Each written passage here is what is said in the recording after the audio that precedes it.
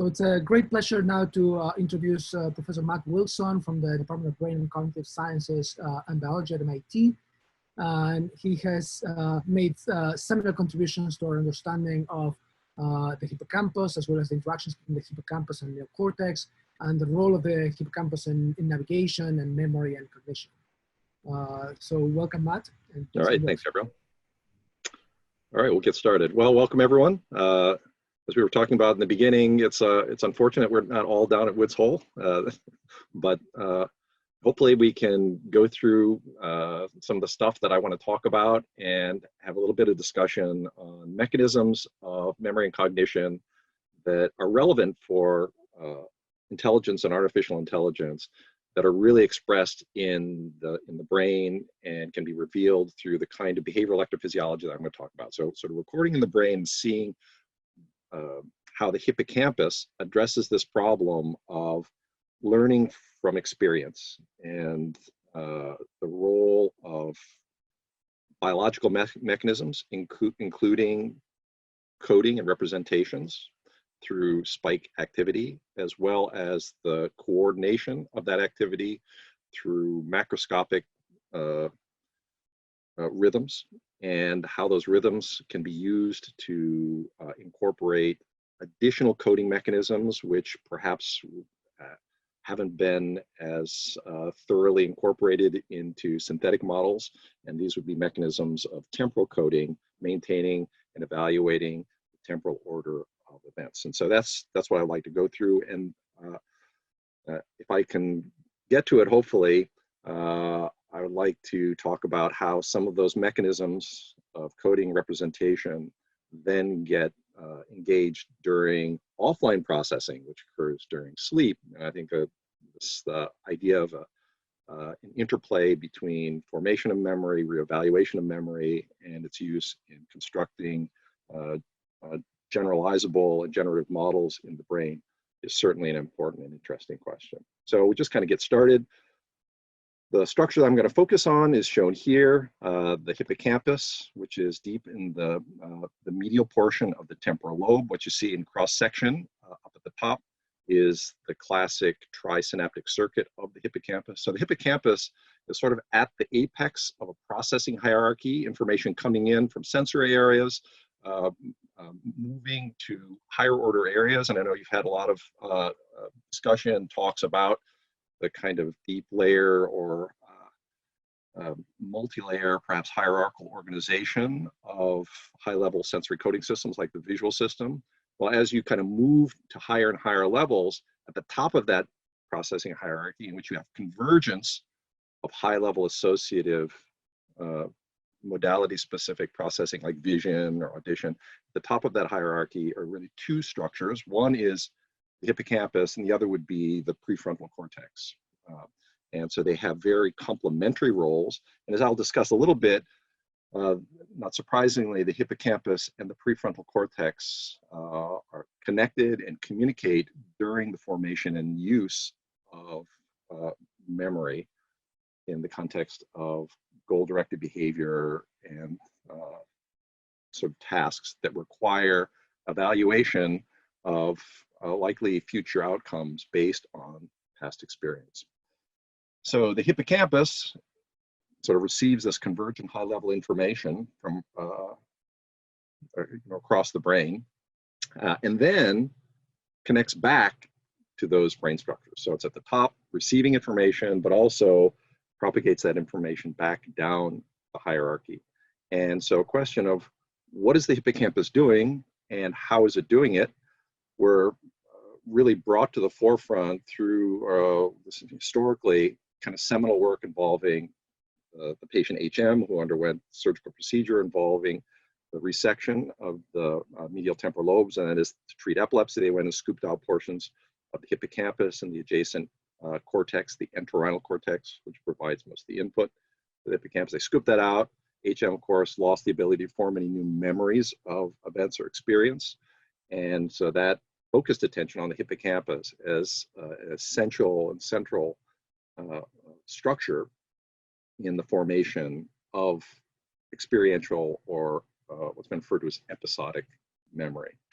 And the fact that you have hippocampus, and when you see in the circuit, a really kind of a structurally, functionally old or phylogenetically old circuit. And as you see that, unlike the neocortical circuits that you've been discussing, for instance, in the visual cortex, high-level visual cortex, the hippocampus represents an older cortex that has a simpler structure, a three-layered structure, and it kind of looks like this is the structures that you see here. The input coming in from the entorhinal cortex along this pathway, the perforant path, makes synapses here along the primary sub-regions of the hippocampus. The dentate gyrus, shown here, dentate gyrus makes connections into area CA3, CA3 makes connections to CA1, CA1 to subiculum, and then this goes back out again. So this is the classic trisynaptic loop. And if you unroll this, it's kind of rolled up like a breakfast roll. If you unroll this, what you find is that the primary cell layers, it's a kind of a single layered structure with inputs that are very nicely organized along the axis of the dendrites of these cells. And so being a simpler cortex, being something that's evolutionarily conserved, that is, if you look at the hippocampus in a human or in a rodent, or even in amphibians, reptiles, you find that it shares a very similar structure. Just a sort of another note, an evolutionary biological note. When you look at the organizational structure of the hippocampus, being an old cortex, very similar to another old cortical structure, and that's the olfactory cortex. So the olfactory cortex is kind of three-layered cortex, and chemosensation, or the ability to identify things in the environment, to identify where you are and where you need to go, in an evolutionary sense, has really been based on initially chemotaxis. That's the most primitive, the earliest form of kind of environmental representation. And then other sensory systems which kind of evolved later. So olfaction and the hippocampus, they kind of share structurally a lot of features, and they represent sort of an older, basic, functional unit. And that there are a lot of organizational principles that they share. So I think it's instructive to kind of understand how the simple cortical architecture could implement the sort of high level or complicated functions that we think are essential for this function in episodic memory processing. So that's the hippocampal structure. Now, again, historically, John O'Keefe in the early 1970s, placing electrodes deep into the hippocampus, recording the activity primarily of these cells that are near the output side of the hippocampus, the CA1 or cornu-amanus, Ammon's horn, cornu-amanus 1 region, was able to identify, at that time was a kind of a surprising characteristic of the hippocampus, and that is that the individual cells seem to exhibit this spatial receptive field coding. And that is, individual cells would fire whenever an animal is in a certain location in space. He termed these cells place cells, and the receptive fields of those cells place fields. And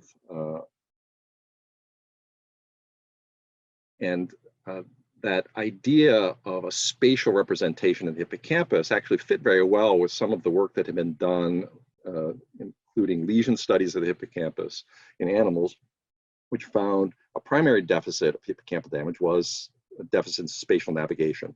So this kind of fed into, at the time, what seemed to be a unifying theory of hippocampus, hippocampal function, and that was the theory of hippocampus as a cognitive map, and a very influential book that was written at the time by John O'Keefe and Lynn Adel, Hippocampus as a Cognitive Map, which I strongly recommend reading, revisiting. It's still very prescient and timely when you go back and see what the view of at the time of the hippocampus was, and you see that a lot of the early thinking has really held up to the kind of advances that have been made even in present times. So they had a lot of good ideas and a lot of really sort of deep insights in hippocampal function that are worth revisiting. So the hippocampus, damage to the hippocampus, producing spatial deficits, hippocampal representations involving spatial receptive fields, and the kind of hippocampus are anatomically and functionally at the top of this processing hierarchy suggested that there was this mechanism for representation of space. And of course, O'Keefe several years ago received the Nobel Prize for his work on spatial representation, along with the Mosers for the discovery of grid cells in the input of the hippocampus, the entorhinal cortex. But when you pair that with the earlier historical human work with HM, demonstrating that damage or lesions to the hippocampus produced another kind of deficit, and that was deficits to episodic memory. There's a question of what's the connection between these: episodic memory in humans, spatial memory in animals and rodents in particular.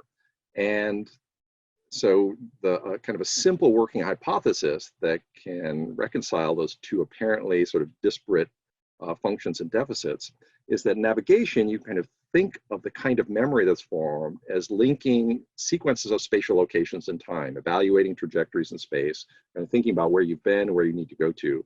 And episodic memory having a similar kind of structure, and that is sort of linking together events as they occur in time. And so the one thing that they share is this critical dependence on maintaining information about temporal sequential order.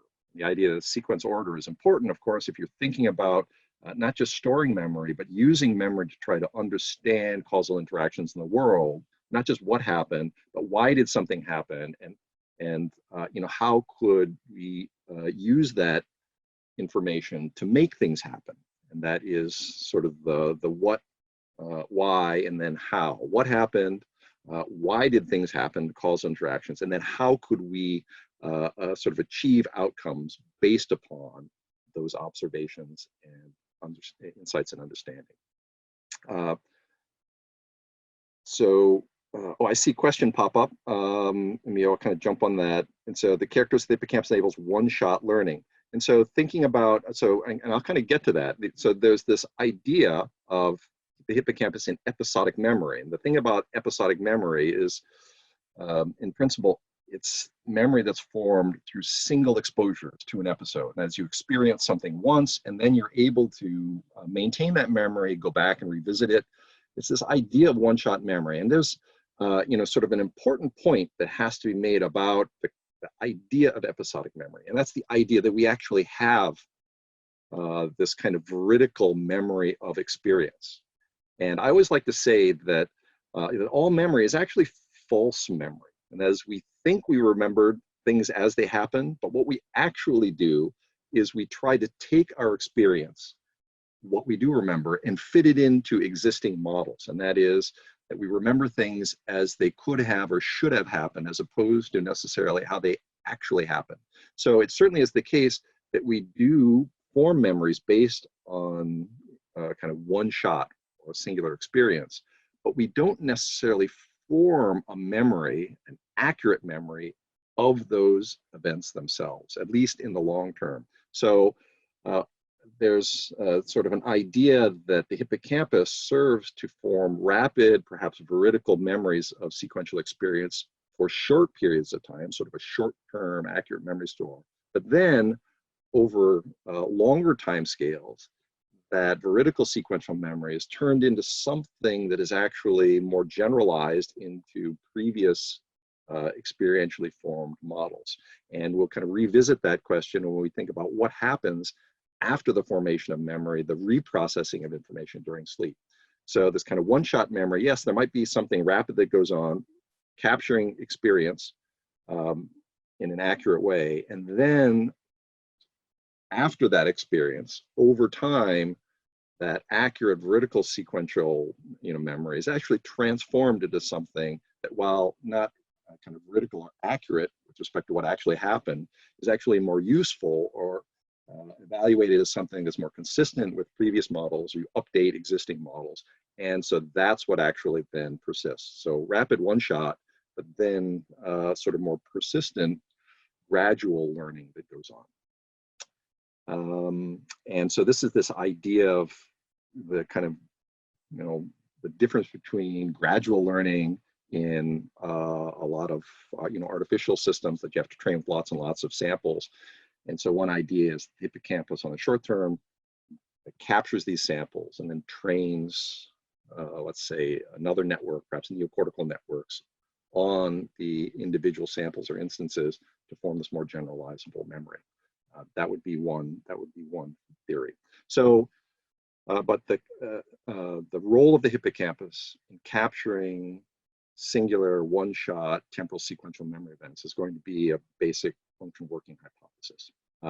So the basic strategy for trying to study and understand hippocampus in this kind of memory will be the use of multiple electrode extracellular behavioral electrophysiology, and that is putting in tiny wires into the brains of rats, placing those electrodes, the recording surfaces. These are very fine wires, each wire about 30 microns across. The 4-wire bundles about, each wire about 10 microns across, the entire bundle about 35 microns across. And with insulated wire along the shaft, cut to expose the conductive tips. What this allows is the recording of extracellular voltage trajectories, that is the fields, the electric fields produced by membrane currents generated in nearby cells. And those currents can be generated as the result of the communication between cells, and that is action potentials that are generated that form very small dipoles that are hard to pick up at a distance, but can be picked up readily if you're nearby. And then the larger dipoles that are produced by synaptic currents that come in along dendrites, and those can be detected at much larger distances because the dipoles themselves are larger. And these make up what we think of as the local field potential. So the kind of signals that you get by listening into the activity of populations of neurons would include spiking activity for nearby neurons, and then these macroscopic local field potentials generated by the coordinated, largely synaptic inputs that are received by larger populations of neurons. And then having these wires monitored by kind of portable, lightweight head stages that are placed on the animal's head, allow these signals to be recorded as animals run around in a kind of minimally constrained, head-tethered environment. And so you can record these activities as animals are running around, basically. And so this is what one of these devices looks like: very fine wire, electron, microscopic image of one of these 4-wire bundles, or tetrodes as we often refer to them. And then this is an electrode microdrive array that allows the adjustment of these fine wires after the animal has been surgically implanted. He recovers, and then you can adjust these to place the tips right next to collections of cells. And in the hippocampus, it's particularly effective because, as I mentioned, the hippocampus itself is a simpler 3-layered structure, and all the cell bodies are all kind of organized in a single layer. I mean, it's a little bit more complicated than that. Is there's a little bit more sort of high-level structure. There's sort of the single cell layer is actually separated into slightly more superficial, slightly more deep cells. But these wires can be positioned very precisely within a few tens of microns with respect to these. So it's possible to actually precisely interrogate cells in very targeted regions of the hippocampus and of the brain in general. And you can put them into different places. So simultaneously, you can record from cells in, let's say, multiple hippocampal regions like CA1 or CA3, or in the hippocampus, the prefrontal cortex. So the ability to record populations of cells in multiple sites at kind of cellular resolution in a freely behaving animal, that's the technology, that's the approach. And so this is what the raw data looks like. I don't want to go into it in too much detail, just to point out that each one of these individual points represents a detected action potential. So we're looking at voltage trajectories, filtering at higher frequencies to see these kind of rapid transitions, which correspond to the signals generated by spikes. And then we pick up those action potential signals at these 4 recording sites, and then using a spatial amplitude triangulation, and that is just the field properties, properties of electric fields in space, and that is they fall off as a function of distance. And so an action potential picked up at this wire, if it's is going to be larger in amplitude if it's closer to the cell, and this wire will see the same signal with a lower amplitude. So you can use the relative amplitudes of the same event detected at different locations as a way of identifying the source of those signals. And because you're nearby a whole bunch of cells, you can separate or resolve those multiple sources into independent units. And here, so the clustering points in an amplitude space, and this is just showing 2 dimensions of a 4-dimensional amplitude recording. As you have single events that are recorded across 4 channels, you group the amplitude over 2 channels. You see here, for instance, the green cluster. These are action potentials which have a large amplitude on channel 1 and a small amplitude on channel 2. And so from that, you can deduce that, oh, the cell or the dipole that is generating this, the unit that's generating this, must be close to channel 1 and far from channel 2. And conversely, if you look here at the yellow cluster, it's large on channel 2, small on channel 1, so that must be over here, close to channel 2, far from channel 1. And so this clustering, when you separate things out based on the location, the kind of relative amplitude inferred location, and then you kind of measure the activity of those units during behavior. And the behavior that I'll just illustrate here is the classic behavior that was first demonstrated by John O'Keefe, and that is navigation in an open field or like on a small tabletop. In this case, it's enclosed, so the animal doesn't jump off. Basically, it's enclosed, and then there are visual cues in there. And this was work that I did way back when I was first recording from these populations of cells in the hippocampus using this approach. And what you see here is an illustration of about 80 cells simultaneously recorded as an animal explores for about 10 minutes in the box. And so what you see here is the basic property of the hippocampus, which is place cells. The color coding here represents the firing rate or the density of spiking as a function of position with respect to the box. And each panel here is like a top-down view of that box that you saw in the previous slide. And so this cell, each panel is a cell. So this cell fires whenever the animal is in the middle of the box. This cell fires when the animal's on the right-hand side, this when it's on the lower side, etc. And so what you find is that about 30 to 50% of the cells show some kind of spatial receptive field-like properties.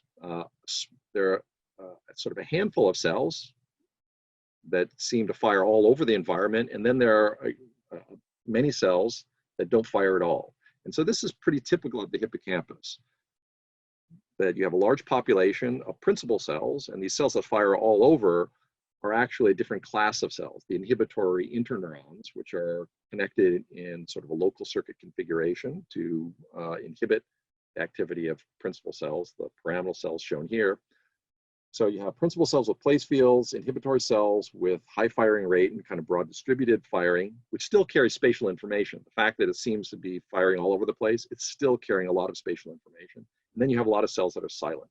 Now these cells are still place cells, and so if you take the animal out and put it in a different environment, these cells are perfectly capable of expressing place fields. It just happens that they were not engaged in this task. So, and the sampling seems to be somewhat random, and that is if you take this pool of 80 cells, put the animal into a new box, and ask, well, which cells are going to fire? It's basically a random draw of about 30 to 50% of the cells that will have place fields. And the location of those fields are also random. That is, it's, the fact that this cell fires in the middle of this box, if you take the animal and put it into a different box, this cell might fire, it might not fire. It's just a random draw. And the location of that receptive field is, again, also going to be random. So what it means is that the spatial code for environments is something that is distributed across the hippocampus. If I were to record the entire hippocampus, I would find that about 30 to 50% of all hippocampal cells in any given environment are going to be active. So very distributed. And it seems to be relatively random, and that is the code, while consistent for a given environment, is uncorrelated across environments. Now, there are a lot of sort of work trying to ask the question: is it really random, or is there some kind of structure that can be predicted? That's certainly something that we could discuss, and that is, if you make environments that kind of share characteristics, are there features of the hippocampal representation that might reflect that kind of similarity? But for the at first order, unlike systems like the visual systems, there's no real topography. That is, there's no way of saying, oh, unlike in the visual cortex, if I put an electrode into a particular location in the visual cortex, I can pretty much predict, what kind of stimulus those cells are going to fire to, where in the, in visual space those cells are going to fire, because there's a kind of a predictable structure to the organization of cells in sensory areas. That kind of structure is not present in the hippocampus, except when you kind of step out on a larger scale, think about organization along the hippocampal axis, for instance. This activity you're seeing here is recorded from a sort of a more restricted region of the hippocampus, the dorsal hippocampus. If you think about the hippocampus as kind of like, sort of like a banana, and that is, it's this curved shape, and there's a sort of upper part and a lower part in the rodent. We refer to this as dorsal and ventral hippocampus. Well, the dorsal and ventral hippocampus, while the circuit looks very similar, they actually get inputs from different regions of the entorhinal cortex. The entorhinal cortex tends to get different parts of the entorhinal cortex get input from different regions of the higher order brain areas that converge on the entorhinal cortex.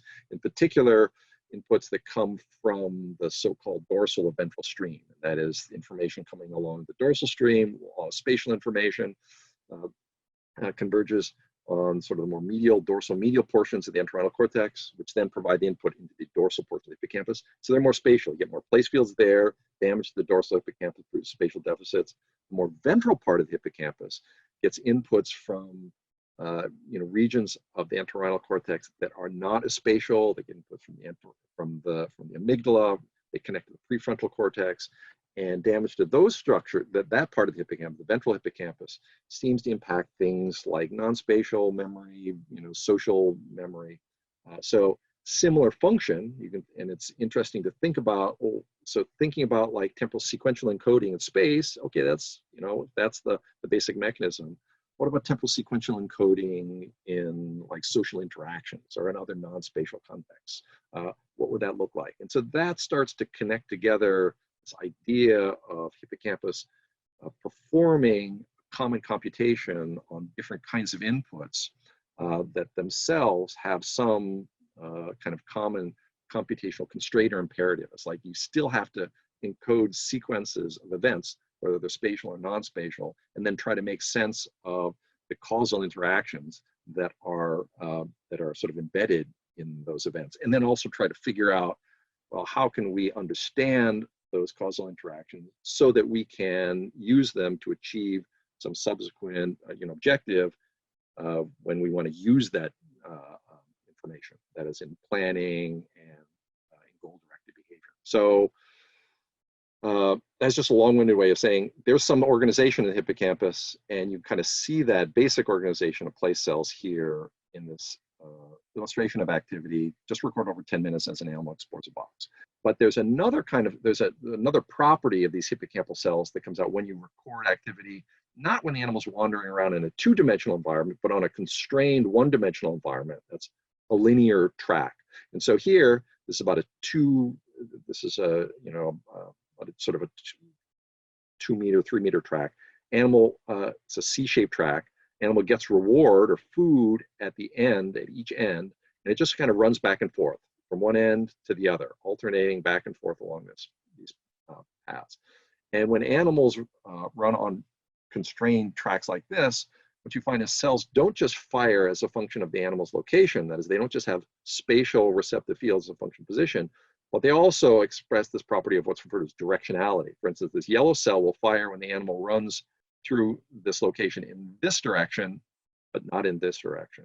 The red cell fires here when an animal goes through this way, but not this way. The blue cell fires when the animal goes through in this direction. So there are a set of place fields and of a unique spatial code for each direction. And so what that means is not only do they fire uniquely for position and direction, but if you think about what happens as an animal runs along this trajectory, there's going to be a unique sequence of place cells that are active along each path. So each trajectory going, let's say from top to bottom and bottom to top, gets its own unique sequential code as a result of this directionality. And so this question that came up about nature of the spatial information that they're capturing, and we're gonna, that's something that we'll kind of get into, you know, in these sorts of environments. And so one thing that's important is, so like I showed you that environment, you got a box, you got visual cues, and there's been a lot of work trying to understand, well, what actually controls these place fields? Are they just responding to the configuration of for instance, visual cues? There are theories of hippocampal function, for instance, the kind of the relational or configural theories that say, oh, you know, the hippocampus, the reason you get firing in this location is because when the animal's at this location, there's a unique configuration of, for instance, what the animal is seeing or what it's hearing. So a unique configuration of environmental cues. And that is true to some extent. And that is, the cells will respond to things like visual cues. And if you move a visual cue around a little bit, you can influence the place fields. But one important point is, if you look at these fields and then you just turn off the light so the animal sees nothing, there are no visual cues, these receptive fields will persist. The place fields persist in the absence of any kind of external sensory information. And that is that self-motion information alone is sufficient to drive the spatial representation. The animals are keeping track of where they are internally based on self-motion cues. And so this is the idea that there's some sort of internal path integration, that mechanisms for monitoring the odometry or keeping track of, you know, how they're moving, integrating like linear and angular velocity acceleration, keeping track of like footfalls, counting footfalls, motor efferents. So the animals are keeping track of what they're doing and then updating an internal model and not just relying on these external cues. And so, you know, very influential theory of these kind of spatial representation posits that you have the combination of these two streams of information. One, the internal updating or path integration mechanism, combined with some kind of external updating or validation of that internally updated model using external cues. So you kind of path integrate, keep track of where you think you are, and then every once in a while you look at the configuration cues and you see whether they're consistent with the internal one. If they are, you're fine. If they're not, then you may have to kind of update that your kind of internal positional estimate. And this kind of use of, you know, external, you know, kind of sensory information, internal odometry has been used in models of like synthetic, you know, robotic navigation, and the very influential SLAM models from simultaneous localization and mapping use a similar kind of principle and strategy. Keep track of an internal map based on self-motion, but that's going to be, it's going to be error prone, as your path integrator is going to accumulate errors. So you got to like correct that or update that every once in a while. And sort of using the evaluation of what you expect to see at certain locations, the configuration of cues you expect to see can be used to kind of update that. And so you have an internal model of what do you expect to see when you're at a given location. That is, position predicts, you know, expected visual cues, but also external visual cues can be used to predict position. As position is a function of cues and cues is a function of position. So this idea of directionality is really important, because when you look at, say, if you're just thinking about representations in the static sense, you say, oh, animal at a location, it fires a function, position, and direction. Okay, so there's like some, you know, 1D, 1.5D, 2D representation. But again, if you think about it in time, think, oh, okay, that directionality gives you the capacity to encode temporal sequences. And so how would you encode these temporal sequences? I'm just gonna, this is a little movie just showing you place cells. This is just raw data. It just kind of illustrate, you know, how I kind of pronounce this spatial receptive field property is, and that is that it doesn't require a lot of a lot of processing. You can essentially see it in the raw data. And so here, this is going to have some audio as well. And so we're recording raw activity, spiking activity you're seeing in the left panels, those spikes as they're being detected. And there's this color coding, again, based on the amplitude profile. As the axes here, channel 1, channel 2 amplitude. And so you see, for instance, the blue cell fires in the animals here, light blue cell fires here. This is the spatial in the raw data. The other thing you see is that when the animal stops, if you just listen briefly here, animal stops. Okay, you heard that burst of activity, you heard and saw this burst of activity. This is another important property of the hippocampus, and that is the spatial code, as it's been placed in difference, are really expressed when animals are moving. When they're moving, activity is coordinated by this macroscopic rhythm, the theta rhythm, the 10 hertz rhythm. So this is something you kind of hear it, you can hear it. And so there's a temporal organization to the population activity, which you can hear, and that seems to be tied in some way to the expression of the spatial correlate. And when the animal stops, that rhythm goes away, and you seem to lose the spatial coding properties of those cells. But we'll see when we look at it more closely that the spatial coding property doesn't go away. It's just expressed in a different form. And that is when the animal is moving, it is both kind of representing and expressing a temporal sequence code of what the animal is doing. And when the animal stops, it expresses a temporal sequence code of things that it has done and could do. And that is that it re-expresses spatial sequences that are not necessarily tied to its present state, but might express previous or future states. It's reactivating or replaying spatial memory sequences.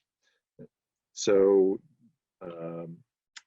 and just kind of illustrate how we can take that raw population code of hippocampal place cells and then convert it into, or decode it into an explicit spatial code is illustrated here when we just apply a simple kind of sort of Bayesian decoding algorithm, asking in the previous slide, we were sort of illustrating the probability of firing as a function of the animal's location. But you can use that, instead of asking, probability of firing as a function of location, you can ask, what's the probability of an animal being in a given location given the firing? So it's position as a function of the probability distributions you generate by recording place cells. So if you see place cell, for instance, the blue place cell firing, what's the likelihood that the animal is at any given location on the track?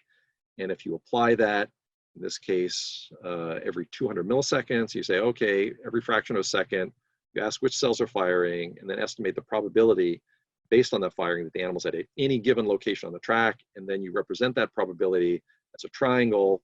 The size of the triangle represents the magnitude of the probability, and then the direction of the triangle represents the direction, in addition to the position, that's the incorporating the directionality, the direction the animal would likely be facing in order to get that activity. So when you do that, you get now, again, the green circle just represents where the animal actually is. Here you're decoding the probability, and this just says, yeah, there really is a place code because look, the ongoing activity when the animal's moving corresponds to the animal's current location. But the interesting thing, see the hippocampal code no longer decodes in the animal's current location. Instead, you see triangles, and they seem to jump around the track. When you actually slow that down and look at it in more detail, what you see is triangles being expressed in random location on the track. They're being expressed as sequences of locations on the track, and that occurs not only when the animal stops, but also when the animal goes to sleep. So here you can see an example in real time. This is a loop that you're now decoding about half a second, a brief episode of about half a second of activity in which you're getting the expression of a sequence. You follow the triangles here, see them kind of running along this path here. And they're also expressing another property that reactivated sequential memory that's interesting, and that is they're replaying a sequence, but it's being replayed in reverse time order. And kind of revisit what would the potential potential computational benefit be of having the capacity to re-examine temporally structured events in both first time order. And sort of one working hypothesis is that you can actually use this to solve with sort of limited samples reinforcement problems involving temporal credit assignment. So sort of figuring out exactly how to follow the gradient of expected reward in order to achieve some sort of outcome. That can be facilitated by evaluating sequential events in forward and reverse time order. You could also, imagine that just kind of evaluating sequences in forward and reverse might allow you to infer not just expected reward, but kind of evaluate causal interactions. Did A really cause B? Well, if A caused B, then B should be contingent on A occurring before it, not after it. And so, kind of evaluating both forward and reverse causality can also be a function of that. As using it not just to evaluate reward, but to kind of evaluate kind of causal interactions that you could use for planning. And that the expression of those reactivated events, so the transition from the theta rhythmic to the non-theta rhythmic state, you can see here in the macroscopic field potentials expressed here. These were recordings by Yuribasaki many years ago, in which you see when animals are walking or during locomotion, you see this coordinated rhythm, which is again expressed as a local field potential, which reflects the synaptic inputs coming into large populations of cells. We're not looking at spiking activity here. So there's rhythm, and very rapidly animal stops. Within about a half a second, you get a transition, the rhythm goes away, and now you see these so-called sharp waves, that is these kind of big deflections in the local field potential. They're big deflections because they represent kind of highly synchronized bursts of synaptic input, a lot of synaptic input coming in to a lot of cells all at about the same time. You get these sharp waves. And then if you were to focus on, if you could zoom in on one of these, you would see on top of these sharp waves, there's a high frequency oscillation known as a ripple. So that's the characteristic of what I refer to as offline behavior, when an animal is either asleep or it's awake but inattentive. It's engaged in behaviors that don't require that it's like evaluating the external world. And that could include things like eating, could be eating, grooming, copulating. All these things are referred to as consummatory behavior, which is behavior which is satisfying internal state as opposed to kind of external state. And so instead of you don't have to worry about what's going on in the outside world. You just have to worry what's going on in the inside world. And so that's this inattentive state. That's when you get these sharp wave ripple events. And of course, sleep is the kind of extreme manifestation of that. That's when you're really not attending to the outside world, and it's all internally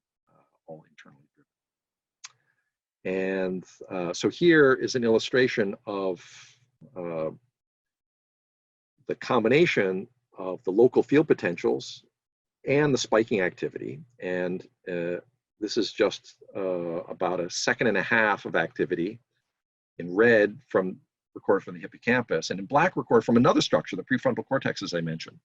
And so you see very pronounced theta rhythm in the local field potentials shown in red here. This is the hippocampal theta rhythm. And then in black, you see the prefrontal cortex, and you don't see much of a rhythm. And so there's been a lot of debate over the theta rhythm itself, whether it's really that relevant, because you only see it, let's say, in the hippocampus or maybe associated structures.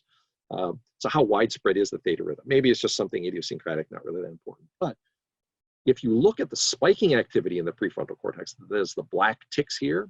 So recording from cells in the prefrontal cortex, and you notice the dotted lines show alignment to the peaks of the theta oscillation recorded in the hippocampus.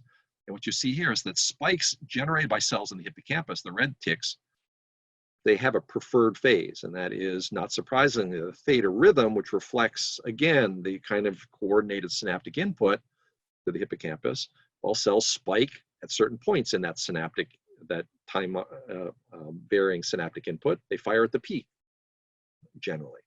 But cells in the prefrontal cortex are also locked to that. That is, they're phase locked to the hippocampal theta rhythm. So even though you can't see the rhythm in the local field potential, and that could result from a lot of things. The prefrontal cortex, unlike the hippocampus, being this sort of a 6-layered structure, the dipoles are more complicated, and so you might not see the field potential, but you can see in the spike timing that the prefrontal cortex clearly knows about and cares about the theta rhythm and the timing of activity with respect to the theta rhythm. So it says there's something important about timing of spikes with respect to the theta rhythm, both in the hippocampus and the prefrontal cortex. And this raw data illustrates another phenomenon that John O'Keefe discovered in the early 1990s. And as you look at the timing of the spikes here, low frequency, and that is one spike generated here, and this is in time, you can imagine the animal's actually running into the place field of the cell. As the firing rate is gradually going to be increasing, here it's entering the field, here it'd be, nearing the center of the field. And the timing of the first spike here occurring at the peak, and then here occurring earlier and earlier relative to the peak. And that is there is a relationship between the phase of firing and the firing rate or the position of the animal within the receptive field. And that property is sort of illustrated here in this cartoon, which overlays in red the presumed time varying or theta rhythmic modulation of excitability as reflected in time varying inhibition, and then the kind of spatially graded excitation, and as animal moves through the field. And again, you imagine there was a question about sort of sensory input and how does that influence hippocampal representation. So you imagine if the sensory input coming from, for instance, configurations of visual cues, as an animal gets closer to one, let's say a set of visual cues, the magnitude of that input increases. So you imagine that excitation has this spatial component, inhibition has this temporal component, and then if you apply this sort of biophysical constraint, a simple biophysical rule that says spikes will be generated when excitation exceeds inhibition, and then you ask about when would those spikes be generated in this simple model, and that is when excitation is low, you have to wait until inhibition drops all the way over to here, and that is with low levels of excitation, you're going to have late phase firing, and as excitation increases, the cells can fire earlier and earlier. And so that posits a relationship between magnitude of input and then the timing or relative phase of that, of the subsequent output. And this is raw actual data. This is a cartoon, but this is actual data, a cartoon or a proposed model for how you would generate what's illustrated here. And that is the property known as phase precession. So what John O'Keefe discovered is the timing of spikes in the hippocampus relative to the theta rhythm change as a function of position. And this relationship was so pronounced that John O'Keefe, when he discovered this, argued that the actual spatial code in the hippocampus is not carried in the firing rate, but rather in the phase. And that is, there's a temporal code for space. That is, if I want to know, is the animal in, let's say, the region of space between 210, 200, and 280 centimeters, I can deduce that based on the overall firing rate. Yeah, the cell is firing here, so there's a probability that the cell is in this location. But if I want to know exactly where the animal is in this field, I can simply look at the phase. And the phase of firing, if I see it here in, the sort of late phase, I can say not only is the animal in this receptive field, but it's in this position, relative position with respect to the receptive field. And that is, it's in the left half of it as opposed to the right half. Now, while that idea of temporal coding seemed to be consistent with this property of phase precession, if you actually look at the phase precession empirically, what you see is there's here in this late phase or in the early spatial receptive field, the correlation, the linear correlation between phase and position is pretty good. But if you look at here in the late, either sort of the early phase, that's the first half, and then the sort of late field, that relationship breaks down. And as if you were to just like, forget about it, let's just look at the place field, the second half of the place field versus the first half of the place field. Here you see lots of spikes, but they have a very poor correlation, phase correlation. The first half of the field, you have few spikes, but they have very good temporal correlation. So this suggests that you can actually split the place field into two parts. There's a firing rate, high firing rate, but low phase or low temporal code region, and then a low firing rate, but high temporal code region. And that is that not only is there kind of a phase by position code, but there's a kind of a phase by rate code and phase temporal code, different coding regimes. So different phases, early phase versus late phase, carry different kinds of information. Late phase carries like sequential information, the early phase carries rate information. And so sort of following up on that idea, and we're getting close to the end, so we're probably not going to get to the whole sleep stuff. That's okay. I think getting these temporal coding issues down is important. If you kind of think about how phase precession and the temporal coding portion of the phase precession, now not just in single cells, but across population of cells, would be expressed. And so this is like two place cells with place fields, one before the other. As an animal moves through these place fields, activating place cell 1 and then place cell 2, and then you apply this phase precession or temporal code, what you see is that that the spatial order is transformed into a sequential order, a phase order in the theta rhythm. And as animals move through place fields 1 and 2 on this kind of behavioral time scale, it might take 100 milliseconds, might take a second. It really depends on how fast the animal is moving. What you get is this variable long time scale sequential place field activation is transformed into a very consistent short or biophysical time scale spike sequence. And as you capture spatially ordered events and transform them into temporally ordered events in each and every theta cycle. So as the animal is going through these fields, on each and every theta cycle, these cells will fire 1, 2, 1, 2, 1, 2. And as you preserve and express compressed spatial sequential, sequentially ordered events through this temporal or phase code with respect to the theta rhythm. So this very simple biophysical mechanism can transform spatial code and temporal code, and also transform it from variable behavioral timescale into a fixed biophysical timescale, which might be useful for things like spike timing dependent plasticity downstream. And so that's sort of the cartoon. Does this actually happen? I just sort of illustrate some of the raw data here showing populations of cells, sort of preserving. Here's individual theta cycles, and what you would see, individual theta cycles, indeed, you get these little sequences, but you can also do this using this Bayesian decoding. Instead of looking at like spike sequences, you can ask, what's the spatial information that is expressed during individual theta cycles? So here now we're decoding not at 200 milliseconds, but at 20 milliseconds, hippocampal spiking activity. And when you decode at 20 milliseconds, and now here the kind of this positional probability code is illustrated here in gray. And so the probability that an animal is at a given location, given the population spiking that's occurring at these successive 20 millisecond bins illustrated here. And so what you see is the dotted line is where the animal actually is. The gray shows the decoded positional code. And you see the decoded positional code sweeps repeatedly every theta cycle from a position just behind the animal to just in front of the animal. And so if you then look at the average positional code, relative positional code across theta cycles, and that is you just, you take the position here, you take the relative decoded position as a function of theta phase, and you represent that here. This is the actual hippocampal code for space. It's a sequential code that sweeps from just behind the animal to just in front of the animal every theta cycle. And so you see this theta modulated temporal code. Is it meaningful? Is it really a code? Because a code requires it's not just a representation. It's not just there's information there. Code posits that somebody's actually decoding it, that has some influence downstream. Does anybody downstream care about it? So here you can look at the hippocampus prefrontal cortex. We're kind of running short on time. So I'll just kind of quickly point out, again, hippocampus prefrontal cortex, both the top of the processing hierarchy, damage to both hippocampus prefrontal cortex will produce deficits, high-level cognitive deficits like in spatial navigation, perhaps for different reasons. But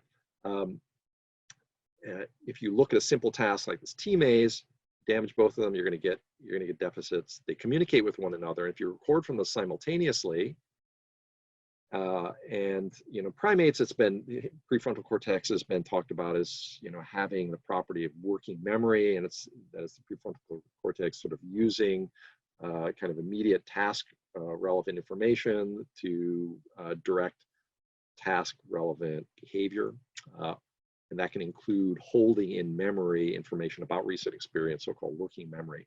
If we record in the hippocampus and prefrontal cortex in rodents, again, you see here this property of spike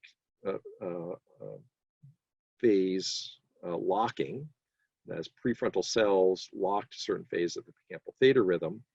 And we can record field potentials and spikes in both structures, and then ask in a simple task where the animal is performing a task involving starting from one of these two locations here, running down a central arm, and then having to choose an arm based on where it came from. So if it starts in the upper arm, it runs down here, it has to go to the upper arm. So it has to remember where it came from and then use that, transform that into the rule. If I start on the upper one, I go to the upper one. That's the spatial working memory component.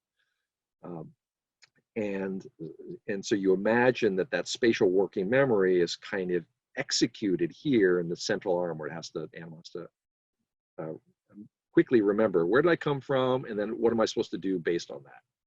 And so when we look at activity in this region, then compare it with activity when the animal's basically doing the same thing, turns around, comes back down this arm, goes down here, but in this direction, instead of the animal having to remember where it came from and choosing, we just have a little door here that just forces it into one of these arms. So the task is behaviorally symmetric in terms of what the animal does, but it's cognitively asymmetric in why it does it. In this direction, the animal chooses. In this direction, we choose. And so we can now compare the locking, phase locking to the hippocampal theta rhythm during this task under a couple of conditions. So we can ask, do prefrontal spikes care about hippocampal phase, and where do they care about it? And what you find is they care about, or they phase lock in that central region when the animal is moving in the choice direction and the animal gets the task or gets the choice correct. If the animal is going in the choice direction but it gets it incorrect, you don't see phase locking. And if it's going in the opposite direction, the forced direction, where there's no working memory demand, again, no phase locking. So theta phase locking seems to correlate with the accurate use of working memory, and that is presumably effective communication between the hippocampus and prefrontal cortex. And you don't see any difference in the hippocampus. Hippocampus spikes are phase locked regardless of whether the animal's choosing or not choosing, or getting it right or getting it wrong. It's only the hippocampus, the prefrontal interaction, that seems to be selective and is selectively engaged just in that central region, just before the animal chooses, and just when the animal actually gets it right. So it's an indication that the theta rhythm can be transiently used to synchronize or coordinate communication between structures that need to communicate in a task-dependent fashion. And you can also see this in not looking at spikes per se, but looking at the field potentials, that is just looking at the local field potentials that show this kind of selective coherence, that is, they tend to phase lock under conditions when the animal is choosing. That's in red, you see this is the correct choice behavior, and then in gray is in the forced direction. And so you see a selective coherence in the theta band, this sort of 10 hertz. Okay, so there's a question about event-specific rate remapping. I think that, it's a great question. And so I didn't talk very much about remapping, and that is, so why would you want to change the, change the code as a function of experience? And so one idea is that you want to be able to kind of separate representations, separate memories based on things that might reflect sort of distinct experiences. And so like the map itself, every time the animal goes back to a particular location, you get the same basic activity. So you could say, well, that's so that you can actually recognize that, previous events. And so there's this idea that recognition is a certain capacity that requires a stationarity. It's, yes, I want to remember or recognize something that I've already seen before. But recall, and that is being able to recall specific experiences, every experience may be distinct or unique, and so I need to have a separate code for that.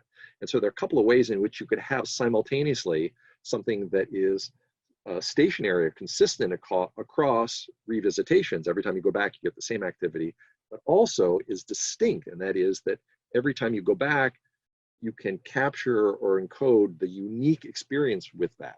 And so that can come from this, like the distinction between the temporal and the rate code.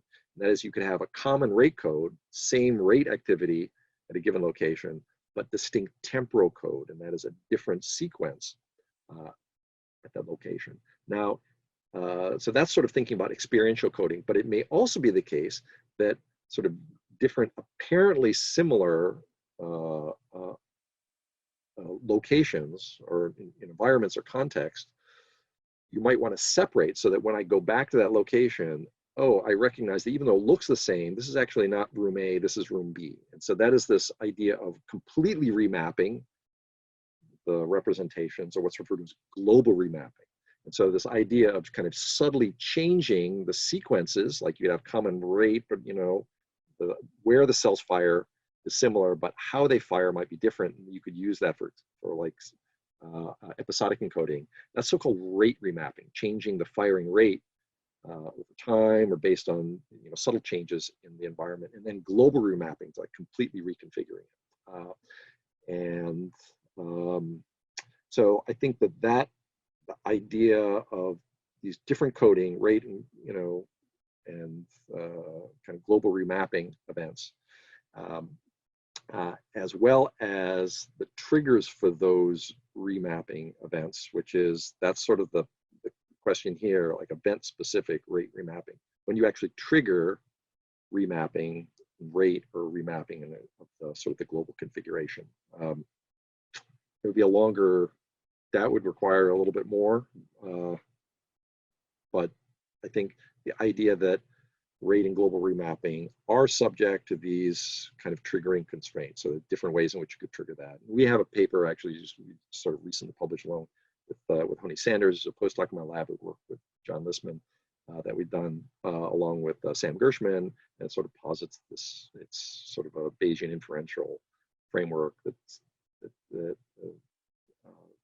can kind of predict when should you remap, and that is when cues and conditions suggest that that information is being drawn not from like a single distribution, but from multiple distributions. That is, there's not just one thing. There are actually two predictable, distinct things that can and need to be distinguished. And so let's say, hippocampal entorhinal semantic space navigation. Yeah, semantic, this is like, so there's a lot of recent work, and you know, I've always sort of thought of like the hippocampus and you know, things like language as like semantic navigation. So the hippocampus sort of provides a framework for spatial navigation, but the same kind of computation can be applied in non-spatial contexts. And some beautiful work by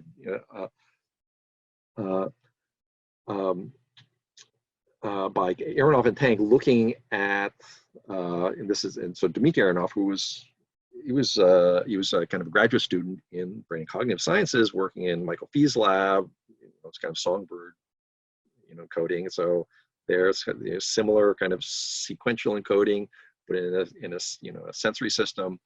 And he kind of applied that in the hippocampus, looking at animals performing like a frequency detection task, as they have to respond when they hear a particular tone. But he did an interesting thing, that is he presented these tones, not just sort of as discrete tones, but in these frequency sweeps. So very much like the ramps that I showed you, sequences of locations, he gave them sequences of sounds with sort of variable frequency. And he found that when you do that, the hippocampus creates these sound receptive fields, like place fields, but in a sound space. And that cells that could be place fields could also be these sound fields. And so it's the idea that when you have like predictable sequences, be they spatial, visual, spatial, you know, sequences, or like sensory, auditory sequences, the hippocampus is engaged. And so you can think about, it's not a big leap going from, well, if you can code sound sequences, how about like complex auditory sequences that might be present, for instance, in speech or in other, you know, in other contexts. And you know, how might the constraints of spatial navigation, kind of thinking about the properties like remapping in different contexts, or how you actually, you know, encode short trajectories, the rules that are that you have to apply to be able to kind of predict how you would move in space. Could you apply the same thing, apply rules for like navigating in a semantic space? I think those are all very, very interesting and deeply insightful. Yeah, closing statement. So for the rest of the talk, it's like, yeah, phase matters, and like these sequences, they get re-expressed during sleep, suggesting that, this code is not just, not only is this something that you can see, but it's something that the system is actually capturing and leveraging. So like sequences clearly matter, and sort of thinking about how sequential encoding and the generalization of the sequential encoding across different kinds of tasks, for instance, the spatial and non-spatial tasks, I think is deeply important.